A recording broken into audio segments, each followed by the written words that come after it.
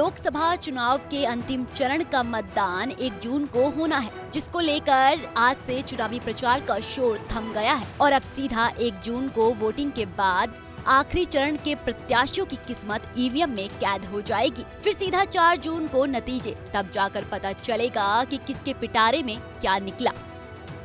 UP में 7वें चरण में 13 लोकसभा सीटों पर मतदान होगा, जिसके लिए 144 प्रत्याशी चुनावी मैदान में हैं। आखिरी चरण के मतदान में पीएम मोदी, सीएम योगी से लेकर कई दिग्गजों की प्रतिष्ठा दांव पर लगी है। पीएम वाराणसी सीट से मैदान में हैं, तो गोरखपुर सीट सीएम योगी की कर्मभूमि रही है, जहां से योगी खुद 5 बार सांसद रहे और इस बार रवि किशन बीजेपी प्रत्याशी हैं। 7वें चरण में 144 प्रत्याशियों में से 134 पुरुष प्रत्याशी हैं, तो 10 महिला प्रत्याशी अपना भाग्य आजमा रही हैं। इन 13 लोकसभा सीटों में से 11 सीटें सामान्य श्रेणी की हैं और 2 सीट आरक्षित है।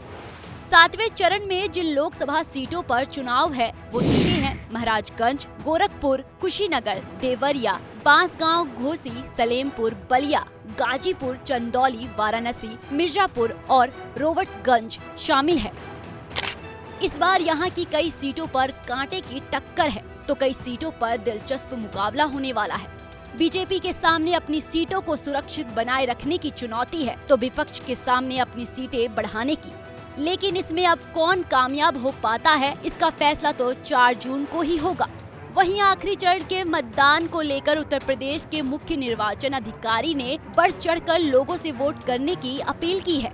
यूपी में इन दिनों भीषण गर्मी पड़ रही है, जिसको लेकर चुनाव आयोग आखिरी चरण में मतदान में 1 जून को पोलिंग बूथों पर ठंडा पानी, महिला पुरुष के लिए शौचालय, दिव्यांग और वृद्ध जनों के लिए व्हील चेयर और कुर्सियों की व्यवस्था रखेगी। इसके साथ ही पोलिंग स्टेशन परिसर में मतदाताओं की कतार तक छाया के इंतजाम किए जाएंगे।